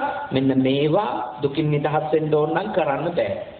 මෙන්න මේවා දුකින් නිදහස් වෙන්න ඕන නම් අපි කරන්න ඕනි. ඒකේ වේරමණී වලකින්න කොටසක් තියෙනවා, සමාධියාමි සමාදන් වෙන්න කොටසක් තියෙනවා. ඒකේ මොකද? නිවන් මඟට අදාළව වලකින්නයි පුහුණු වෙන්නයි කොටසක් තියෙනවා. අන්නේ වලකින්න ඕනි ටික වලකුණොත්, සමාදන් වෙලා පුහුණු වෙන්න ඕනි ටික පුහුණු වුණොත් ඒකට කියනවා මොකද්ද? සීල. ඒකට නේ සීල කියන්නේ. ඒ සීලය අවශ්‍යයි. දුකින් නිදහස් වෙන්න පුහුණු වෙන කෙනෙක් වලකින්න ඕනි දේවල් වලින් වලකින්න ඕනි. සියලුම අකුසල් කර කර අපිට නිවන් දකින්න පුළුවන්ද? බැහැ. අපි පස්පවෙන් දස කුසලයෙන් උපරිම වලකින්න ඕනි. ඒක අපේ හිතේ කෙලෙස් තදංග වශයෙන් හරි ප්‍රහීන වෙන්න හේතුවක්ද නැද්ද? හේතුවක්. ඒක දැක්කටම නිවන් දකින්නේ නැහැ. ඒ නිවන් දකින්න ලබන පුහුණුවට සීලය උපකාරක ධර්මයක්. ඒකනේ සම්මා වාචා, සම්මා කම්මන්ත, සම්මා ආජීව කියලා ආර්ය අෂ්ටාංගික මාර්ග සීලයක් අපිට දේශනා කරනවා. ඒක ගිහිගෙදරින් නැත්තොත් පුහුණු වෙන්න ඕනිද නැද්ද? පුහුණු වෙන්න ඕන. අවශ්‍යයි. හැබැයි ඒක එන්න ඕනේ අවබෝධයෙන් නේ. සම්මා දිට්ඨිය. සම්මා දිට්ඨිය මත පදනම් වෙලා ඇති වෙච්ච යහපත් උදාර සංකල්ප වලින් නේ. හොඳ සිතුවිලි වලින් අව්‍යාපාද, අවිහිංසා, නෙක්ඛම්ම ඒ සිතුවිලි එනකොට කාටද පුළුවන් මරන්න? කාටද පුළුවන් අනුන්ගේ දෙ ගන්න? කාටද පුළුවන් තමන්ගේ බිරිඳ හෝ සැමියා ඉක්මවන්න? සම්මා කම්මන්ත ඉබේම රැකෙනවනේ. කාටද පුළුවන් මේ සිතුවිලි ටික දියුණු වෙනකොට හිතේ බොරු කියන්න? කේලම් කියන්න? පරුස වචන කියන්න? හිස් දේවල් කියන්න? ඒක කරන්න බෑ. වැරදි ජීවන ක්‍රමයක දවසක්වත් ඉඳ හිතෙන්නේ නැහැ. මොකද තේරුම් ගත්ත දේවල් වලට පටහැනි එක. එහෙනම් ඔබ හොඳට මේවා අවබෝධ කරගන්න. ඔබට අවශ්‍ය කරන වගකීම් සහගත බව ශ්‍රද්ධාවෙන් ඇති වෙන අවබෝධයේදී, ශ්‍රද්ධාව නිසා ඇති වෙන පැහැදීමේදී, ශ්‍රද්ධාවත් එක්ක ගොඩනැගෙන නුවණේදී ඔබට ගොඩනැගේ මං වගකීම් සහගත වෙන්න ඕන කියලා. ඒ තමයි සීලය. ඒ සීලය උදව්වක් විමුක්තියට. අනුග්‍රහිත ධර්ම. අනුග්‍රහිත කියලා සූත්‍රයක් තියෙනවා. ඒ තියෙනවා අනුග්‍රහිත ධර්ම කියලා. එකක් සීලය ප්‍රඥාවට. අනික සමාධිය. ප්‍රඥාවට උදව් කරනවා. අනුග්‍රහ කරනවා. එනිසා සීලයක් නැතුව සීල නැති වුණාට කමන්නේ ඕන එකක් කර කර අපිට නිවන් දකින්න පුළුවන් කියන එක මම එකඟ වෙන්නේ නැහැ. සීලය නිසා නිවන් දකින්නවා කියලා මම කියන්නේ නැහැ. හැබැයි සීලය කියන එක නිවන් දකින්න පුහුණු වෙන කෙනෙකුට ඕනේ නැහැ කියලා නම් කියන්නේ දැන් නම් භාග්‍යවතුන් වහන්සේ ඇයි අපිට සම්මා වාචා වදාලේ? ඇයි අපිට සම්මා කම්මන්ත වදාලේ? ඇයි අපිට සම්මා ආජීවයක් වදාලේ? ඒක ඕනි හින්දා. අපිට ඉස්සෙල්ලම භාග්‍යවතුන් වහන්සේගේ නුවණ ගැන සැක නැති වෙන්න ඕන. මගේ නුවණ ගැන නෙවෙයි නේද? භාග්‍යවතුන් වහන්සේගේ නුවණ ගැන සැක නැති වෙන්න ඕන. මගේ නුවණට ඔක්කොම තේරුනේ නැතත් සමහර දේවල් අපිට භාග්‍යවතුන් වහන්සේ ගැන පැහැදීම නිසා නොකර ඉන්න පුළුවන්. කරන්නත් පුළුවන්. තාම ප්‍රත්‍යක්ෂ වෙලා නැතිවනේ. තාම ප්‍රත්‍යක්ෂ වෙලා නැති වෙන පුළුවන් ඔක්කොම. ඒත් අපිට උන්වහන්සේ ගැන තියෙන පැහැදීමෙන් ආරම්භ කරන්න පුළුවන්. නිමා කරන්න බැරි වුණත් ආරම්භ කරන්න පුළුවන්. ආරම්භමට ඒක අවශ්‍යයි. එනිසා සීලය නිවන් මඟ පූර්ණේ කරගන්න වගේම සීලය අත්‍යවශ්‍යයි ඔබලාගේ මේ ලෝක ජීවිතය දියුණු කරගන්න. අර ගෙදරක හරි ඇති කරගන්න සාකච්ඡාවෙන් සංවාදයෙන් අපි අතර එකඟතා හට ගන්නවා. මේවා අපේ ගෙදර කරන්නේ නැහැ. මේවා අපේ ගෙදර අනිවාර්යෙන් කරනවා. ඒ ඇති වෙන්නේ මොනවද? ශික්ෂණයක් නේ. නොකරන දේවල් සහ කරන දේවල් සම්බන්ධව දෙමව්පියෝ දරුවෝ අතර එකඟතාවයක්. එතකොට හැමෝම සීලවන්ත වෙනවා කියන්නේ මොකද්ද? ඒ හදාගත්තු එකඟතාවයට වගකීමක් ගන්න එකනේ. accountability කියන එක. වගකීම් සහගතයි. ඒ වගකීම් සහගත බව නැති ගෙදරක කොහොමද දියුණුවක් එන්නේ? අපි එකඟතාවයක් හදාගත්තා නම් ලයිට් එකක් දාලා තියෙනවා. ඒක ප්‍රයෝජනයක් නැත්නම් කවුරු දැක්කත් ඒක කවුරුත් නිවන්න ඕන. ඒක අපේ ප්‍රතිපත්තියක්. වගකීමක් කරගත්තොත් ඒක හරියට අඳුරගත්ත චූටි ළමයා පවා නුසුදුසු දැනක දැල්වෙමින් තියෙන ලයිට් එක නිවනවද නැද්ද? නිවනවා. එතකොට ඒ ගෙදර දිනුවට ඒක උදව්වක්ද නැද්ද? උදව්වක්. කොහොමද අපි ජලය පාවිච්චි කරන්නේ? ඒක සම්බන්ධව අපේ කලමනාකාරීත්වය මොකක්ද? අපි දක්මතිනවද ටැප් අරගෙන? අපි කතා කර ඉන්නවද ටැප් අරලා සපංග ගා? අපිට තියෙන එකඟත වතුර ගැන වතුර කොහොමද පාවිච්චි කරන්නේ? ඊතරට අවශ්‍ය දේවල් නේ. සිල් දේවල්. මොකද අපිට දිනු වෙන්න බෑනේ. ටැප් අරගෙන දස්මැද මැද ඉන්න පස්විලි කිචුකිට. එන්න වතුර බින්. ඒක සීලයක් තියෙනවා. අපි ටැප් එක අරලා වතුර පාවිච්චි කරන්නේ දස්මැද ඉවර වෙනවා. ඒක සෝදා. එච්චරයි. අපි වතුර ඉවත දාන්නේ මේ විදිහට. මේ තැන මෙතෙන්ට වතුර ඉවත දාන්නේ අපි. අපි වැසිකිලේ කඩලා අපේ ප්‍රතිපත්තිනේ මොනවද? අපි ඒකට සරෙප්පු නොදාමද යන්නේ කවුද? අයින කවුරුත් නොදානවා. දානවනම් හැමෝම වැසිකිලේ ගාව තියලා තියෙන සරෙප්පු දෙක දාන්න ඕනේ. මොකද නැත්තම් එක පිළිසක් ඒ සරෙප්පු දෙක පාවිච්චි කරලා ඇතුළට යනවා. අනිත් අය මඩ භාගින්ද ලැබිලා සරෙප්පු දෙක නොදා ඇතුළට යනවා. මොකද වෙන්නේ? අර වැසිකිලේ අපායක් වගේ වෙන හොඳ නැද්ද? ඩිසිප්ලින් නේ. වගකීම කරන්නේ නැහැ කියලා එකක් හදාගත්තොත් කවුරුත් කරන්නේ නැහැ. කරනවා කියලා එකක් හදාගත්තොත් කවුරුත් කරනවා. ඒකට තමයි සාකච්ඡාව. ගෙදර එකිනෙකාට බොර නොකර ඉන්න විතරක් නෙමෙයිනේ සාකච්ඡාව. බොරු නොකර ඉන්න එකට විතරක් නෙමෙයි සාකච්ඡාව. ගෙදර ලෞකික ලෝකෝත්තර සියලු අරමුණු ජය ගන්න ගේ ඇතුලේ සම්මාදය අවශ්‍යයි. අපි ඉතින් ගොඩාක් වෙලාවට පොඩි ළමයින් එක්ක කතා කරන්න ඕනේ. අවබෝධ යෝජනා කරන පොඩි ළමයින් එක්ක කතා කිරීම ගෘහ දියුණුවට අත්‍යවශ්‍යයිද නැත්නම්? අත්‍යවශ්‍යයි. මොකද ඒක වැඩිම නාස්ති කරන්න පුළුවන්. වැඩිම. ඒගොල්ලන්ට මේව ගැන දැනුම නැත්නම් ඒගොල්ලෝ නාස්ති කරනවා. අපි කියන පොඩි උන්ට නීති දාන්න විතරයි කියන්නේ. කරොත් දෙකක් අනින්න විතරයි කියන්නේ. කීයටවත් කරන්නේ. දරුවෝ වෙනස් කරන්න බෑ. එතකොට මේ ගෙදර ළමයි හැදෙන්නේ අවබෝධයක් ඇතුළේ. ඒ හැදෙන ළමයාට අනාගතේ බොහොම අඳුරු තත්ත්වයක් වෙනවා. ඒ විදිහට හැදෙනවා. එයා දේවල් නොකර ඉන්න බාහිර විතර ගන්න. දේවල් කරන්නේ බාහිර විතර ගන්න. මොකද එයාට තේරුම් කරලා නැහැ ගේ ඇතුලේ. ඒව ගැන කතා කරන්නේ නැහැ. මම යෝජනා කරනවා කතා කිරීම අවශ්‍යයි. අහන්න දීම අවශ්‍යයි. ඒ ඇතුලේ අප කවුරුත් එකඳ හදා ගන්නවා. හැමෝටම වගකීම් දෙන්න ඕනේ ඒ වයසේදීනේ. එතකොට අපේ කාර්ය බහුලකම ටිකක් අඩු වෙනවද නැද්ද? අඩු වෙනවා. එහෙම සාකච්ඡාවක් නැති ගෙදර එහෙම බෙදා හදා ගැනීමකුත් නැහැ. ඔක්කොම කිරීම එක්කෙනෙක් හෝ දෙන්නේ බලෙන්ම පවරගෙනද නැත්ද? බලෙන්ම පවරගෙන ඒගොල්ලෝ ඉන්නවා හිසගිනි ගස් එක් වගේ. ඒගොල්ලෝ නිතර කියනවා මම නැත්තම් ජනෙල් වහන්නවත් කෙනෙක් නැහැ මේ ගෙදර. මම නැත්තම් මේ දොරවලුත් ඇරලා ලයිට් දාලා මේ වැලක තියෙන රෙදි කෑල්ලක්වත් අයින් කරන්න කෙනෙක් නැහැ. ඔක්කොම මම ඇත්තටම කිව්වොත් එයා පැන කරන හින්දා නිතුන් එක කරන්නේ. මොකද එයා කැමති නැහැ ෂෙයා කරගන්නේ. එයා හිතනවා එයා නැති වෙයි ඒක බෙදාගත්තොත් කියලා. එයා ඉන්න බව අනිත් අයට දැනෙන්නේ එතනින් තමයි කියලා. මම යෝජනා කරනවා ඔය කියන ඔය මහා බරපතල වැඩ කියන ඒවා ඔක්කොටම කරන්න පුළුවන් දේවල් කරන්න තියෙන මොකද්ද? පුංචි කාලේ ඉඳලම ඒව කරන හැටි පුහුණු කරන්න. එච්චරයි. වැරදියට කරොත් හරියට කරන හැටි කියලා දෙන්න. ඒකල යොදවන්න. එතකොට ඔබට තියෙන මොනිටර් කරන්න ඕනේ. ප්‍රශ්නේ නේද? දැන් මේ ඔක්කොම ඔබ කරන්න ඕනි කියන මනස්ගතෙන් ගැලවෙන්න. එතකොට තමයි ගෙවල් වල කතා කරන්නේ.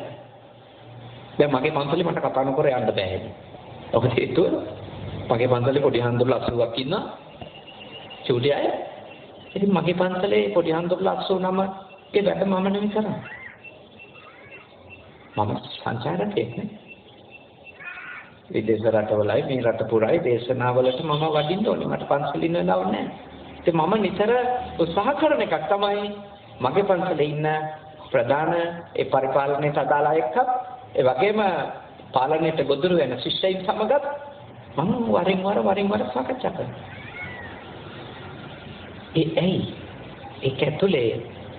ඒක ඇතුලේ තමයි ඒගොල්ලන්ට දේවල් පවරන්න ලැබෙන්නේ. නැත්නම් මම පන්සලේ ලොකු හාමුදුරුවෝ නිසා මම හිතුවොත් මමයි දොරවල් වහන්න ඕන. එතකොට මට බන්නට එනකොට යතුරු 100ක් විතර අරන් වෙන්න වෙනවා හැම කාමරයකම. වෙනම මල්ලක් යතුරු වලට දාගෙන ඉන්නවා. කෙසෙල් ගෙඩි ඕනුනම් මගේ කාමරේට පොඩි නමලට එන්න වෙනවා කෙසෙල් ගෙඩි ගෙනියන්න. මොන කර්මයක්ද මගේ නිදන කාමරේ කෙසෙල් තියෙන එක. මගේ නිදන කාමරය ඇතුලේ කිරි හට්ටි තියාගන්න කියනවා. ඒකට නේ ගබඩාවක් තියෙන ස්ටෝර් එකක්. ඒක තියෙනවනේ එතන. ඒකට කෙනෙක්පත් කරලා ඉන්නද ඒක වගකීම එයා බලන්න අනිච්චරයි. එයා තමයි ඒකේ වගකීම. මට තියෙන්නේ මොකද්ද? එයාගෙන් අහන්න. ඇයිවා මේ වගකීම ගන්න නැත්තේ? ඇයිවා මේක කරන්නේ නැත්තේ? එයාත් එක්ක කතා කරන්න ඕනේ. එතකොට ආයතන පාලනය වෙනවා. නැත්තම් ඉතින් මමත් ඉන්නේ පයි නිකන් ඔළුව නරක් වෙලා වගේ. 80ක් ඉන්න ආයතනික පාලකයෙක් වුණාම ඒ ඔළුව නරක් කරගන්න නැතුව ඉන්න පුළුවන් වෙන්නේ කොහොමද? ඒක හරියට සීනුවණින් කල්පනා කරන්න කිව්වේ. නැත්තම් මම එකත් මම 10ක් මම වුණොත් එතකොට මටත් ඉන්න වෙන්නේ ආතතියෙන් පිරීලා නේ. බහුකිච්චෝ මයම් බහුකරණින් යෝති මට වැඩ කියයි. එතකොට අන්තිමට මොකද්ද වෙන්නේ? අනිත් අය කවුරුත් එක්ක කතා කරන්නේ ඔක්කොම තනියෙන් කරන්නේ. ඔක්කොම තනියෙන් කරන්නේ යෑම ඇතුලේ ඇති වෙන ප්‍රශ්න වලටත් තනියමම මුණ දෙන්න වෙනවද නැත්නම්? මුණ දෙන්න වෙනවා. කවුරුත් වෙන්නේ නැහැ. ඔයාමනේ කරගත්තා. කරා. ඒ කියන්නේ ගොඩාක් අම්මලට සීට්ටු වලට එහෙම හිර වුණාම කවුරුත් බලන්නේවත් නැත්තේ. හොරෙන් දැම්මනම් ගෙවගත්තා කියලා මහතුරු පලාත බලන්නේ. හොන්ත වැටේ. ඒ වගේ දඬුවම් හම්බ වෙන්න ඕනේ. ඒ වගේ තනියෙන් තක්කඩිකමට තීන්දුව ගන්නවට. එහෙම තීන්දුව ගන්න බෑ. ණයක් හරි ගන්නව නම් ගෙදර කතා කරන්න ඕනේ නේ.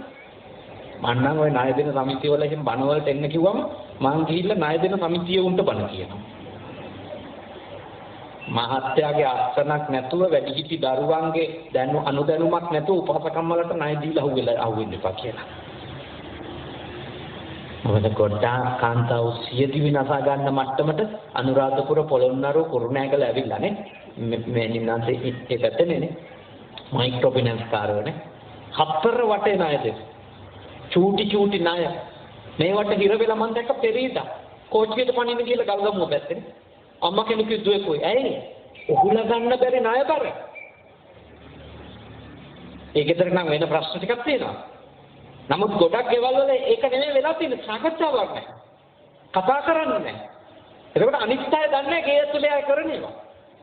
අන්තිමට හිර වෙලා බැරිම තැනදී හතර වටේ ගිහිල්ලා යාඥා කරලා ඒකත් දැක්ක තැනදී ඊළඟට හිතනවා මොකද?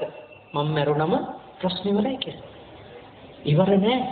ඉන්න මිනිස්සු ගෙවන්න වෙනවද නැත්නම්? ගෙවන්න වෙනවා. ඒකට හොරෙන් ණය වෙලා හොරෙන් සීට්ටු දාලා අනික් මිනිස්සු තමාරුවේ දාලා මැරෙනවා.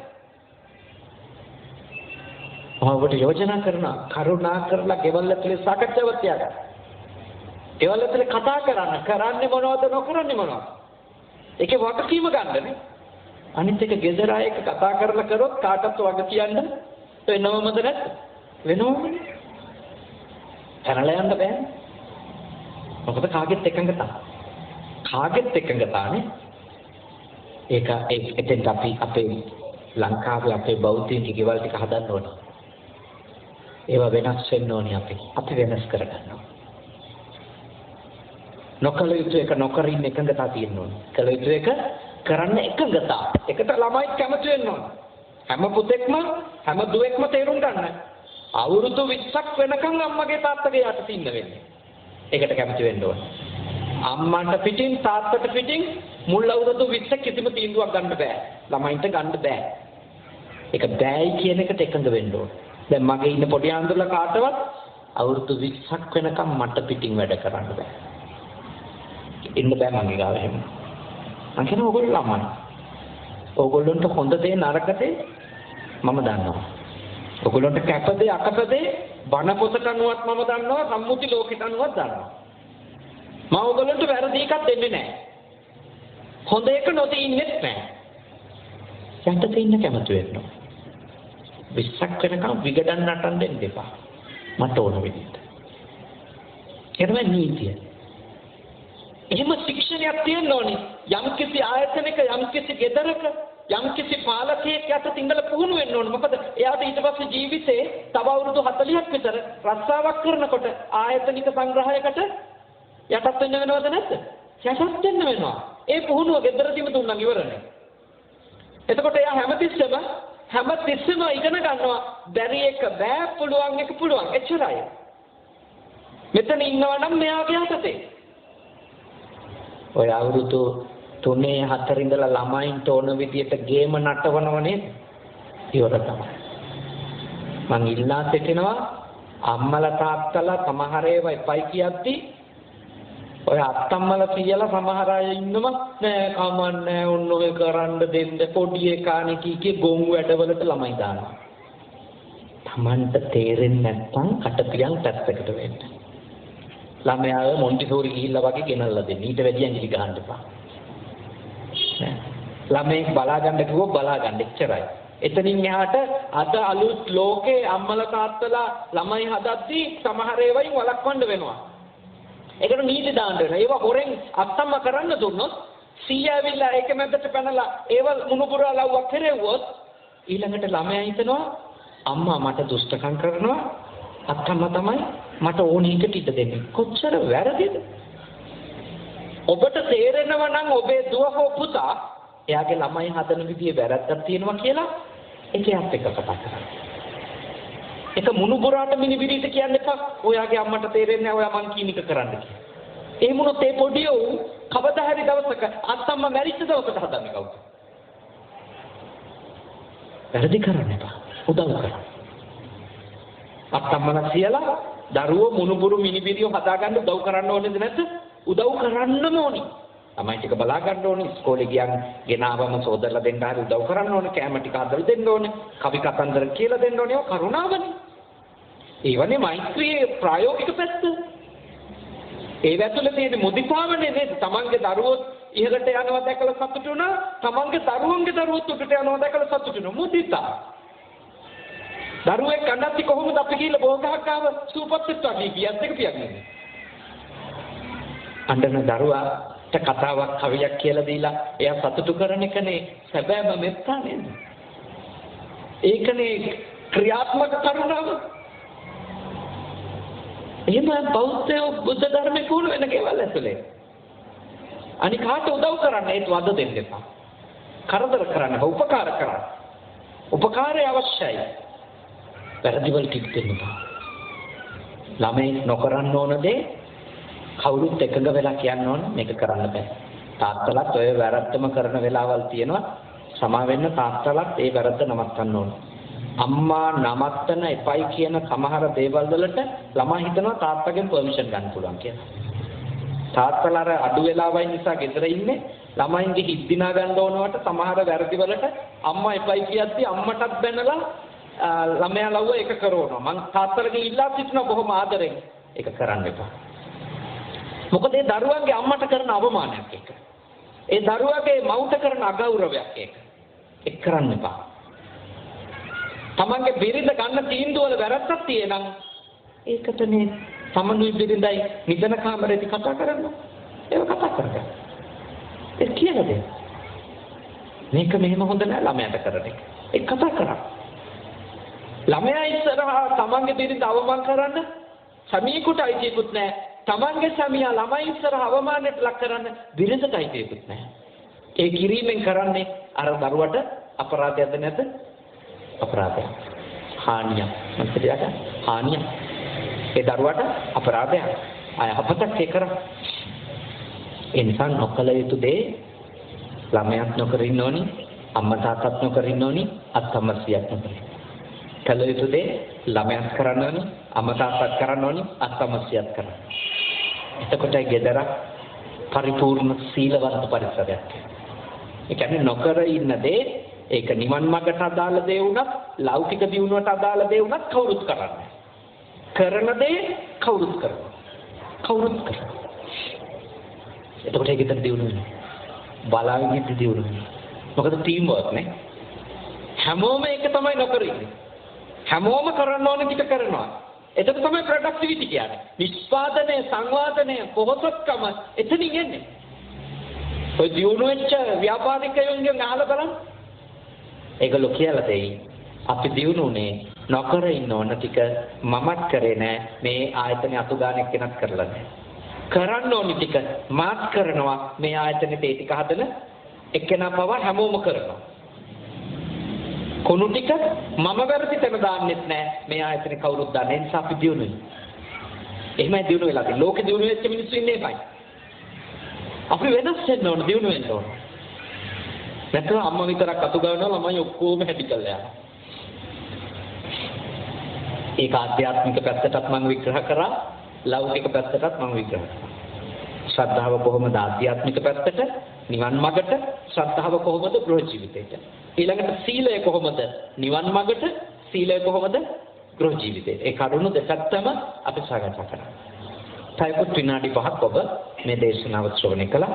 මිටේ මම දේශනේ දික් කරන්නේ බොහොම ශ්‍රද්ධාවෙන්, බොහොම ඕනකමින් අපේ පින්වත් සදහවත් පිරිස මේ උතුම් පින්කම සංවිධානය කරලා අති විශාල පිරිසක් මේ උතුම් පින් කටයුත්තට ආව. මම හරිම සතුටුයි. මොකද තාත්තලා ගොඩක් බනවනවා දැන්. තාමවත් පෙරිමියයි ගොඩාක් බනහන්න ඇවිල්ලා තියෙනවා. ඒක ලොකු සාර්ථකත්වයක්. මොකද තාත්තලා බුද්ධ ආගම අරන් යන්න පටන් ගත්තොත් ලංකාවේ ශාසනය තහවුරු වෙනවා. මොකද මේ මිහිඳු මහරහතන් වහන්සේ ඇවිල්ලා පළමුවෙන් අනුලා දේවියට බණ කිව්වනම් ලංකාව බෞද්ධ රටක් නෙමෙයි. මිහිඳු මහරහතන් වහන්සේ වැඩම කරලා පළමුවෙන්ම දේවානම්පියතිස්ස රජුරන්ට බණ කියලා දේවානම්පියතිස්ස රජුරෝ බෞද්ධයෙක් කරපු හින්දා තමයි ලංකාව බෞද්ධ රටක් වෙන්නේ. මතක තියාගන්න. ගෙදරක තාත්තා බෞද්ධ නෙවෙයි නම් ඒ ගෙදර බුදුදහම තාත්තා අනුගමනය කරන්න සූදානම් නැත්නම්, තාත්තා ඒක ලීඩර්ෂිප් එක ගන්න නැත්නම්, අම්මා කොච්චර බෞද්ධ උපාසිකාව වුණත් ගෙදර බෞද්ධ ධර්ම පුහුණු වෙන තැනක් වෙන්නේ නැහැ. තාත්තලා බණ අහන්න. තාත්තලා පන්සලෙක ඉන්නවන, ආරාමෙක ඉන්නවන. තාත්තලා තාත්වික කටයුතු වල පෙරටෙන්න ඕන. එතකොට හාමුදුරුවන්ට ඉබේම නිවැරදි වෙන්න කාරණා යෙදෙනවද නැද්ද? එහෙනම් පිරිමිනේ පන්සලට හාමුදුරුවන්ට වගකීමෙන් වැඩ කරන්න වෙනවා. මොකද පිරිමි ඕන එකට හා කියන්නේ නැහැ. නේද? පිරිමි ඕන එකට හා කියන්නේ නැහැ නේ උපසකම් වල වගේ. උපාසකම් වල නම් අන්තිමටම හිතනනේ අනේ කමන්නේ ඔන්න ඔය අපේ හාමුදුරුවනේ. ආඳුරු කොන්නේ හාමුදුරු ගෙනියයි අපි ඔන්න ඔය පින් කරනවා. ඒකෙන් හාමුදුරුවෝ නිවැරදි වෙන්නේ. හැබැයි පිරිමි පන්සලට ලං වුණොත්, පිරිමි ආරාමේ කටයුතු වලට සම්බන්ධ වුණොත් එතන වෙනසක් වෙනවා. මොකද හාමුදුරුවන්ට හිතන්න වෙනවා නේ. හාමුදුරුවන්ට හිතන්න වෙනවා. මේගොල්ලෝ බුද්ධිමත් මිනිස්සු, මේගොල්ලෝ ප්‍රඥාවන්ත. මේගොල්ලෝ සාකච්ඡාවේදී අහන් ඉඳලා හේ කියන්න සූදානම් නැහැ. ඒගොල්ලෝගේ අදහස් කියනවා. ඒ හින්දා හොඳට තේරුම් ගන්න. ඒක හරි වටින දෙයක්. දැන් බලන්න මේ සැරේ තමයි ලංකාවේ මං හිතන්නේ ආකර්ෂණීයම වෙසක් තිබුණේ නේ. ඒයි දන්නවද? පිරිමින්ගේ වෙසක්. මේ සැරේ වෙසක් කියන්නේ පිරිමින්ගේ වෙසක්. මොකද මේ සැරේ කූඩු හැදුවේ ජීවිතේට කූඩු හදන්න නැති පිරිමිනේ. මේ සැරේ පාරවල් සැරදුවේ ජීවිතේට ලයිට් එකක් ඉල්ලන්නේ නැති පිරිමි. පිරිමි එළියට ආපු ගමන් ලංකාවම වෙසක්. අපි උපාසකම්මලත් එක්ක අපිට වෙසක් කරන්න පුළුවන් සීමාවයි තියෙන්නේ. ඒක සීමාවකදී උපාසකම්මලත් එක්ක යන්න පුළුවන් ගමන ඉවර වෙනවා. කිරිමි ශාසනයත් එක්ක එකතු වෙච්ච ගමන් මේ ශාසනය බබලනවා. මේ ශාසනය තහවුරු වෙනවා. මම ඒකයි සතුටුයි කිව්වේ. මේ පළාතේ තාත්තලා ඇවිල්ලා අද බණහන්න. ලොකු දෙයක්. ලොකු දෙයක්. ඒක තමයි හාමුදුරුවලටයි මෑණින් වහන්සේලටයි සියලු දෙනාටම තියෙන වගකීම. පන්සලෙන් ඈත් වෙච්ච පිරිමියා පන්සලෙන් ඈත් උනේ හාමුදුරුවලගේ සහ මෑණින් වහන්සේලගේ ප්‍රශ්නින්ද කියලා තේරුම් අරගන්න එක. අපේ ප්‍රශ්න අපි සමත් වෙලා නැහැ ඒගොල්ලෝ පන්සලට ගේන්නේ. ඒගොල්ලෝ ආවේ නැහැ කියලා අපිට බනින්න බෑ. ඒගොල්ලෝ එන්නේ නැහැ කියලා අපිට බනින්න බෑ. ඇයි අපි කියන දේ ඒගොල්ලන්ට අහන්න හිතෙන්නේ නැත්තේ කියලා අපි බලන්න ඕන. අපේ දේශනාවල තියෙන පටුකම්, අපේ දේශනාවල තියෙන ඒකාකාරීකම, අපේ දේශනාවල තියෙන අතාර්කිකකම, අපේ දේශනාවල තියෙන පක්ෂග්‍රාහී බව පිරිමින්ට බුද්ධාගම එපා කරවන්න නැද්ද? එපා කරනවා. එහෙමත් ඒ දුර්වලකම අපි පිළිගන්නවා. අපේ දේශනාවන්හි පුළුල් බවක් තියෙන්න ඕනේ. සත්‍ය තියෙන්න ඕනේ. පක්ෂග්‍රාහී බව වෙන්න ඕනේ. සත්‍ය තියෙන්න ඕනේ. එතකොට ඕන කෙනෙකුට මේ ධර්මයේ නිසා අපිට පිටක් තියෙනවා කියලා හිතනවද නැද්ද? හිතනවා. තව එකක් උපාසකම්මලටත් කරන්න පුළුවන්. ඒ තමයි පන්සලේදී පෙන්නන ටික ගෙදරදී තියාගන්න. තේරුණාද? එන උපාසකම්මලා පන්සලේදී පෙන්නනවනේ ටිකක් අපිට. සෝතාපන්න වෙන උන්න මෙන්න වගේ කටපුරා කරුණාව වැක්කිරෙනවා. ගිලම්පසක් ඇදුවත් 8ක් 10ක් පෙරලා ගේනවා. අන්නේ කරුණාව ගෙදරක් තියාගන්නකො යක්ෂණියක් වගේ ඉන්නේ නැතු. එතකොට මිනිස්සුන්ට බුද්ධාගම එපා වෙන්නේ නැහැ. මොකද නැත්තම් පිරිමින්ට හිතෙන්නේ මේ ආමුදුරු තමයි මුංගේ ඔළුව කාලා තියෙන්නේ කියලා.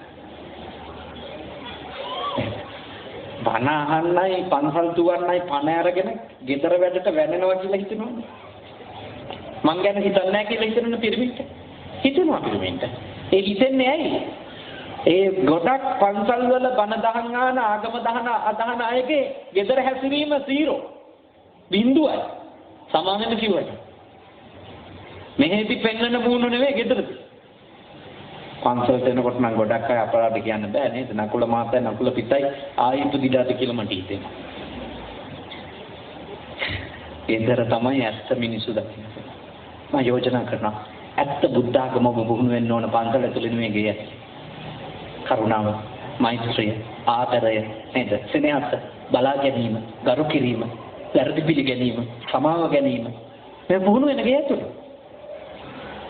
ගේ ඇතුළේ මේව පුහුණු වුණොත් ගෙදරත් පන්සලක් වගේ දැනේද නැද්ද? දැනෙයි. නැත්නම් මෙතෙන්දී විතරක් රංගපාලා ගියාට ප්‍රශ්න විසඳෙන එකක් නෑ. එතකොට පිරිමින්ට හිතෙන්නෙම මේ ඔක්කොම බොරුවක්. ඒකෙන්ද දෙන්න. එහෙම වුණොත් මේ ශාසනයෙන් පිරිමි අයින් වෙනවා. පිරිමි අයින් වීම කියන්නේ බුද්ධාගම පිරිහෙන්න හේතුවක්. මොකද තාත්තා නායකත්වය ගන්නේ නැති ගෙදරක දරුවා අවුරුදු 15න් පස්සේ බුද්ධාගමෙන් ටික ටික ඈත් වෙනවද නැද්ද? ඈත් වෙනවා. අම්මා කොච්චරකවත් බනන්න කැමති වෙන්නේ නැහැ. තාත්තා නැහැ නේද? තාත්තා එතන ඉන්නවා. තාත්තා වාඩි වෙලා පැය භාගයක් බනහන ගෙදරක් වුණොත් අම්මයි ළමයි හෙල්ලෙන්නේ නැහැ එතන. ඒගොල්ලෝ අනිවාර්යෙන් ඉන්නේ.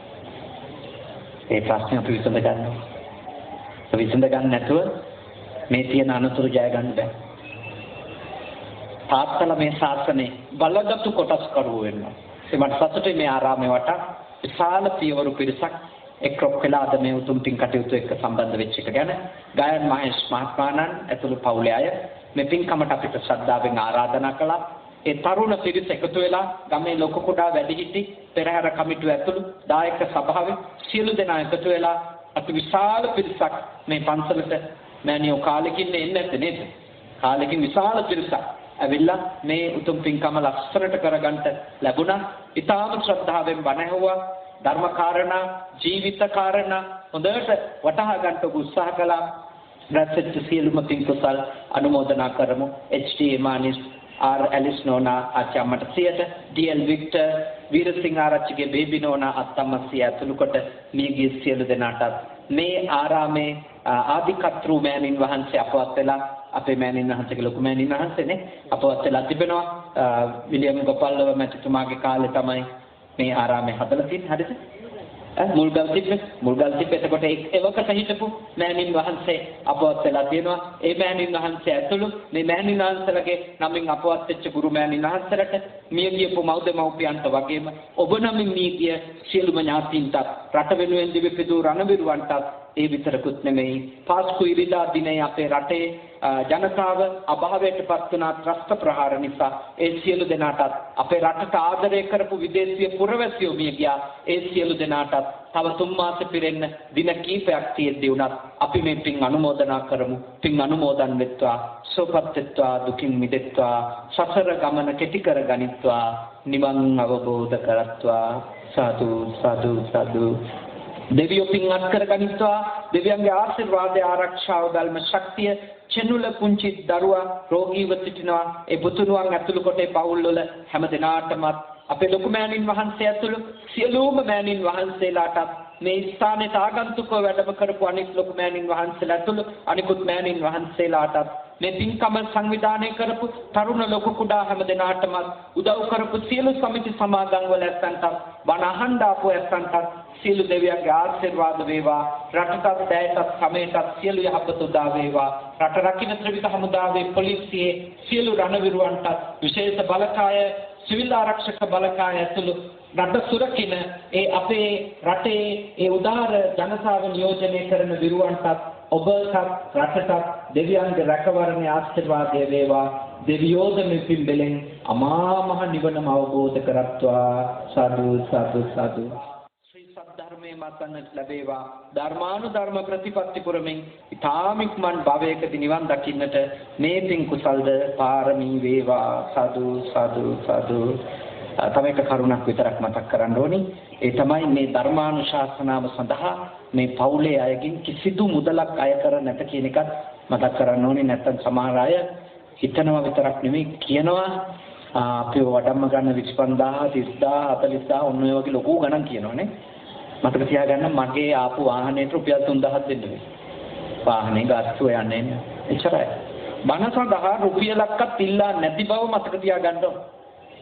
ඒක කියන්නේ ආරක්ෂාවට නැත්තම් බණ අහලා යන ගමන් බණ ටික නම් හරි හොඳයි නේද 50ක්වත් ගන්න ඇතිනේ. කීයක් 5000ද චින්චමාන විකාව යන්නේ නේ.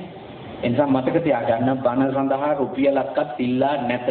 මේ අය මොනවද පෙරිකර පූජා කරන්න කියන එක ද්‍රව්‍යද මොදල්ද ඒක ඒගොල්ලොන්ගේ ප්‍රශ්නයක් මිසක බණ කියන හාමුදුරුවන්ගේ එකක් නෙමෙයි බණට හාමුදුරුවරු සල්ලි ඉල්ලුවොත් මේ ශාසනයට කාගේ පිටද මොකද්ද මේ ශාසනයට වෙන්නේ යන්නේ ගමන් ගාස්තුවක් වාහනේට ගෙවා ගන්න වෙනවා මොකද නැත්නම් වාහනයක් තියෙනවා රියදුරුව නඩත්තු කරන්න ඕනි ඒ වාහන නඩත්තු ඒක අමාරුයි ඒත් ඒක 10000 20000 ඉල්ලන්න මේ කුප්පිට කෝට්ටේට ඇවිල්ලා නේද ඒක කොච්චර අයුක්තිසාගද ඒක හාමුදුරු කමට ගැලපෙන එකක් නෙමෙයි. ඒ නිසා ඒක මතක් කළේ ආරක්ෂාවට. හොඳයි. දැන් දෙවියන්ට පින් දෙමු.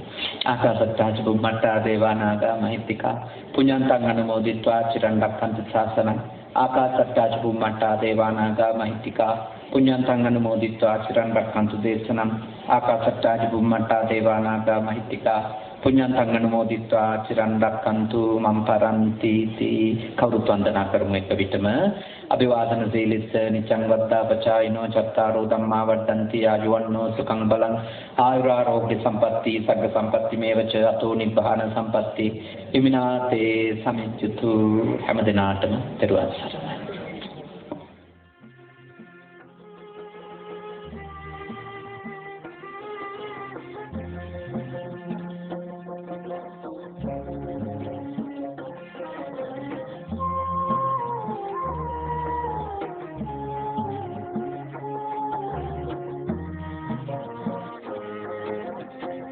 Ande waturak semis soni gunena diva maturak se tuda randana saminduni obewa piungum හදවිල් ජලයේ